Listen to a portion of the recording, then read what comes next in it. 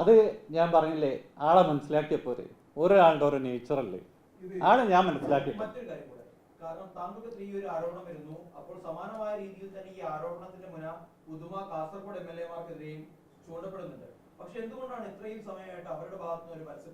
അതാ ഞാൻ പറയുന്നത്, നിങ്ങൾ അവരോടാണ് ചോദിക്കേണ്ടത്. BN ജമാൽ നിങ്ങളെ അപ്രോച്ച് ചെയ്തിട്ടുണ്ടോ?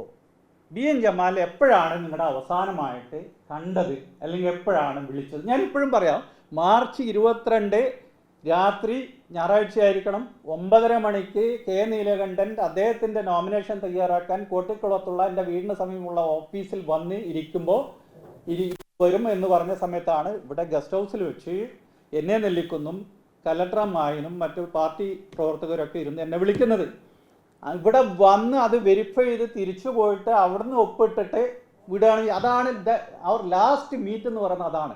അപ്പോൾ നിങ്ങൾ അത്ഭുതപ്പെടും, ഈ ഇത്തരം ഒരാൾ മാർച്ചിന് ശേഷം ബന്ധപ്പെട്ടിട്ടില്ലോ. സത്യമാണ്, ഞാൻ എൻ്റെ കോൺസെൻട്രേഷൻ, എൻ്റെ ഒരു നേച്ചർ എങ്ങനെയാണ്, ഞാൻ ഉദുമയിൽ മാത്രമാണ്.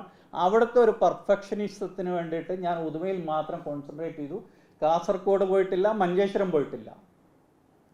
താങ്കൾക്കെതിരെ കാസർഗോഡ് LDF സ്വതന്ത്ര സ്ഥാനാർത്ഥിയായിരുന്ന ഷാനവാസ് ബാബൂർ കൂടി ഒരു ആരോപണം ഉന്നയിക്കുന്നത് സമാനമായിട്ടുള്ള ആരോപണം തന്നെയാണ്. ഈ ഒരു തെരഞ്ഞെടുപ്പ് കഴിഞ്ഞതിന് ശേഷമാണ് അദ്ദേഹത്തെ ബന്ധപ്പെട്ടത്. താങ്കളല്ല, താങ്കളുടെ സംഘാംഗം എന്നുള്ള രീതിയിൽ പരിചയപ്പെടുന്ന ഒരാളാണ് ഈ രീതിയിലുള്ള ഒരു ഓഫർ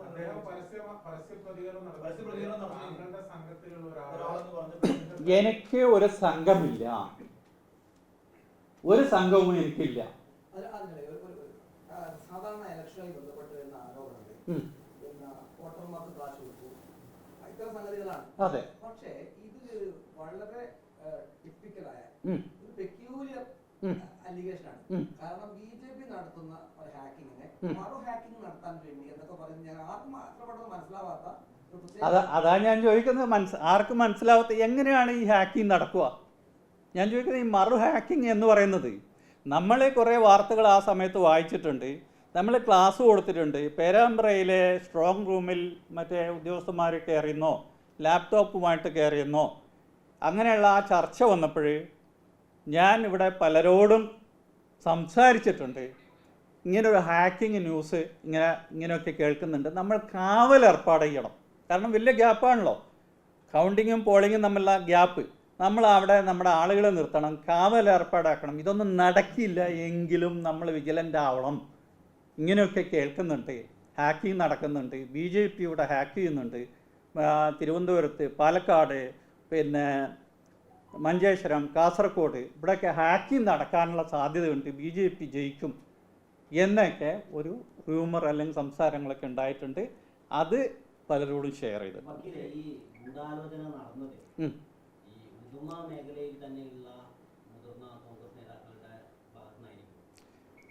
അത് നിങ്ങൾ അന്വേഷിച്ച് കണ്ടുപിടിച്ചോളൂ, ഏത് മേഖലയെന്നാണെന്ന് ചോദിക്കുന്ന ആളിന് അറിയാമോ?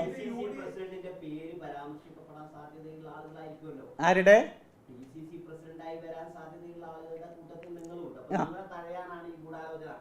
എന്നെ തഴയാൻ എന്നോട് പറഞ്ഞാൽ ഞാൻ ഒഴിഞ്ഞു കൊടുക്കും. അതെ, ഏത് പേര് പരാമർശിക്കാൻ?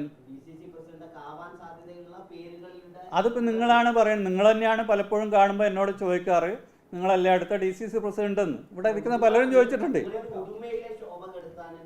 ഉദുമയിലെ ശോഭ കെടുത്താൻ എന്ന് ഞാൻ ഉദ്ദേശിച്ച ഉദുമയിലെ ശോഭ കെടുത്താൻ എന്ന് പറഞ്ഞാൽ, ഉദുമയിൽ ഒരിക്കലും UDF വിജയിക്കില്ല എന്ന് കരുതിയിരുന്ന ഒരു കാലഘട്ടമായിരുന്നു. 10-35 വർഷമായിട്ട് ഉദുമയിൽ ജയിച്ചിട്ടില്ല. ആ ജയത്തിൻ്റെ ശോഭയാണ് ഇതുകൊണ്ട് കെടുത്തുന്നതാണ് ഞാൻ പറഞ്ഞത്. തൃക്കരിപ്പൂരും അതുപോലെ തന്നെ. തൃക്കരിപ്പൂരിൻ്റെ നിങ്ങളുടെ വാർത്തയിൽ തൃക്കരിപ്പൂർ പരാമർശിക്കുന്നില്ല.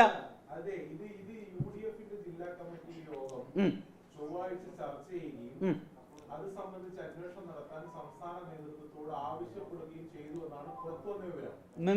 ആ യോഗത്തിൽ വെച്ച് ഈ പണം നഷ്ടപ്പെട്ട അല്ലെങ്കിൽ പണം കൊടുത്തു എന്നിപ്പോ പറയപ്പെടുന്ന ഈ അന്നത്തെ സ്ഥാനാർത്ഥികൾ ആ കാര്യം കൃത്യമായി വെളിപ്പെടുത്തിയിട്ടുണ്ടെന്ന വിവരം കൂടി പുറത്തു വരുന്നുണ്ട്. അപ്പം ഈ ഗൂഢാലോചന നടന്നത് UDF യോഗത്തിൽ വെച്ചാണെന്നാണ്. ഓക്കെ, UDF യോഗത്തിൽ ഗൂഢാലോചന നടത്തിയെന്നല്ല ഞാൻ പറയുന്നത്. ഒന്ന്, അങ്ങനെ UDF തീരുമാനിച്ചിട്ടുണ്ടോ, പരാതി ഉണ്ടോ നിങ്ങളാണ് പറയേണ്ടത്.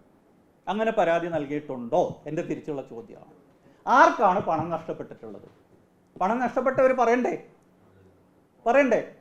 അത് ക്യാഷ് ആയിട്ടാണോ, ചെക്കായിട്ടാണോ, അക്കൗണ്ട് വഴിയാണോ, മറ്റാരെങ്കിലും വഴിയാണോ കൊടുത്തിരിക്കുന്നത്? അതല്ലേ അറിയേണ്ടത്. ഈ നിമിഷം വരെ നിഷേധിച്ചിട്ടില്ല.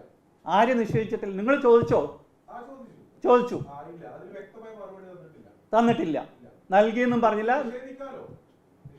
അത് നിങ്ങൾ ചോദിക്കണം. ഞാൻ പറഞ്ഞല്ലോ, ഞാൻ ആരോടും പണം ആവശ്യപ്പെട്ടിട്ടില്ല. പണം ആവശ്യപ്പെട്ടുകൊണ്ട് ഞാൻ ആരും വിളിച്ചിട്ടില്ല. പ്രത്യേകിച്ച് 2 MLA-മാരെ ഞാൻ അവസാനമായി വിളിച്ചതും കണ്ടതും 23/3/2026 ഞാൻ എൻ്റെ ഫോൺ നോക്കിയിട്ടാണ് പറയുന്നത്. ഞാൻ ഒപ്പിട്ട ഡേറ്റൊക്കെ നോക്കിയിട്ടാണ്. രാഷ്ട്രീയ പ്രവർത്തകരാണ്. താങ്കൾക്കറിയാം ഏത് രീതിയിലൊക്കെയാണ് കേസ് വന്നാൽ ഏതൊക്കെ രീതിയിലുള്ള കാര്യങ്ങൾ കൃത്യമായിട്ട് അറിയാം. സ്വാഭാവികമായിട്ടും ലോജിക്കലി ചിന്തിക്കുന്ന ഒരാളും ഡയറക്റ്റായിട്ട് MLA വിളിക്കില്ല. ഇവിടെ പറഞ്ഞ കാര്യങ്ങളും അത് തന്നെയാണ്. VM ജമാൽ ഡയറക്റ്റായി വിളിച്ചു എന്നല്ല, VM ജമാലിന് വേണ്ടി മറ്റു പലരും വിളിച്ചു. മാത്രമല്ല VM ജമാൽ ഒരാളെ പോയി കണ്ടിട്ടുണ്ട്. അത് നിങ്ങൾക്കും അറിയാം, പറയുന്നത് എനിക്കും അറിയാം. അത് ആരാണെന്നുള്ളത് ഞാൻ തൽക്കാലം അത് പറയുന്നു. അദ്ദേഹം കൃത്യമായിട്ട് അത് മറ്റൊരാളോട് പറഞ്ഞിട്ടുണ്ട്. നമുക്ക് പോട്ടെ. അതാ ഞാൻ പറഞ്ഞത്. എനിക്ക് താങ്കൾ തന്നെ പറയുന്നു ഇത്തരത്തിൽ EVM ഹാക്കിംഗ് ഇവിടെ നടത്താനുള്ള ചില റൂമറുകളൊക്കെ ഇങ്ങനെ ആവശ്യത്തിൽ ഉണ്ടായിരുന്നു എന്നുള്ളത്. അപ്പൊ അത്തരം ഒരു സാഹചര്യത്തിൽ അത് റൂമറുകൾ എവിടെ നിന്ന് വന്നു? അതല്ലെങ്കിൽ താങ്കൾ പാർട്ടിയെ രക്ഷിക്കാൻ വേണ്ടിയാണോ ഇത്തരത്തിലൊരു ശ്രമം നടത്തുന്നതാണ്? ഞാൻ അങ്ങനെ ഒരു ശ്രമം നടത്തിയിട്ടില്ല. ഞാൻ പറഞ്ഞില്ല, ആ സമയത്ത് വന്ന വാർത്തകൾ ഞാൻ ഓർക്കുന്നു. കോഴിക്കോട് പേരാമ്പ്രയുടെ സ്ട്രോങ് റൂമിൽ കയറി എന്നുള്ള ഒരു വാർത്ത 2-3 ദിവസം വന്ന സമയത്ത് ഞാൻ പലരോടുമായിട്ട് ചർച്ച ചെയ്തിട്ടുണ്ട്, ക്ലാസ് എടുത്തിട്ടുണ്ട്. നമ്മൾ വിജിലൻ്റ് ആവണം, നമ്മൾ കാവലേർപ്പെടുത്തണം. ഇങ്ങനൊരു EVM ഹാക്കിംഗ് ഒക്കെ ഇങ്ങനെ കേൾക്കുന്നുണ്ട്. ലാപ്ടോപ്പുമായിട്ട് അവിടെ സ്ട്രോങ് റൂമിൽ കയറി എന്നുള്ള ഒരു പിന്നെ എന്താ പറയണ്ട ചാനലിലോ മറ്റും നമ്മൾ കണ്ടിരുന്നു.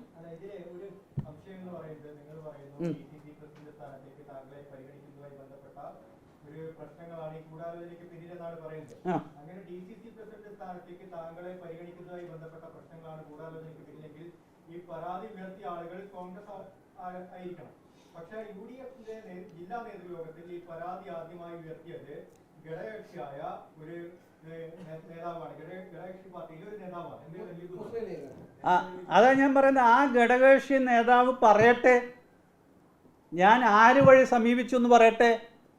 അതായത് അതിന് സാങ്കേതിക പ്രശ്നമുണ്ട്. ഇപ്പം പണം നൽകിയ ആള് പണം നൽകി, ഇപ്പൊ അവർ MLA-മാരാണ്. അതങ്ങനെ പറയാൻ പറ്റുമോ? പറഞ്ഞ അവരുടെ പണി ഇതുപോയില്ലേ? അതങ്ങനെ ഇപ്പൊ പരസ്യമായി അവർ പറയോ? അവർ യോഗത്തിൽ പറഞ്ഞിട്ടുണ്ടെന്നാണ് പുറത്തു വന്ന വിവരം. അത് മാത്രമല്ല, ഈ പരസ്യമായ മാധ്യമങ്ങളോട് ഞാൻ VM ജമാലിന് പണം നൽകിയിട്ടുണ്ട് എന്ന് പറഞ്ഞാൽ അവർക്ക് നിലവിൽ MLA അല്ലേ, MLA-മാരല്ലേ? അവർ യോഗത്തിൽ പറഞ്ഞിട്ടുണ്ട്. ശരി, പണം നൽകിയെന്ന് പറയണ്ട, ഞാൻ അപ്രോച്ച് ചെയ്തിട്ടുണ്ട്, അല്ലെങ്കിൽ ഇന്നാൾ അപ്രോച്ച് ചെയ്തെന്ന് പറയട്ടെ, അത് പറയട്ടെ. പണം നൽകിയെന്ന് പറയട്ടെ, അത് പറയാലോ. അപ്പൊ നിങ്ങളിപ്പോ 1 സൈഡഡ് ആയിട്ടാണ് പറയുന്നത്. 1 സൈഡഡ് ആണ്. കാരണം അല്ല, അത് സാങ്കേതികമാണ്. ഞാൻ ചോദിക്കുന്നത്, പണം ആവശ്യപ്പെട്ട് BM ജമാലോ BM ജമാലിന് വേണ്ടി ആരെങ്കിലും സമീപിച്ചിട്ടുണ്ടെന്ന് പറയട്ടെ. ഇത് മാധ്യമങ്ങൾ ഏതെങ്കിലും സൃഷ്ടിച്ച വാർത്തയല്ല. UDF ജില്ലാ കമ്മിറ്റി യോഗത്തിൽ ചർച്ച ചെയ്തിട്ടുണ്ട്. അല്ലെങ്കിൽ UDF ജില്ലാ നേതൃത്വം ഇതിനകം നിഷേധിക്കേണ്ടതാണ്. ഞാൻ മനസ്സിലാക്കിയത് UDF ജില്ലാ നേതൃത്വം ഇങ്ങനൊരു തീരുമാനം എടുത്തിട്ടില്ല, ഇങ്ങനൊരു ചർച്ച ഉണ്ടായിട്ടില്ല എന്നാണ് ഞാൻ മനസ്സിലാക്കിയിട്ടുള്ളത്.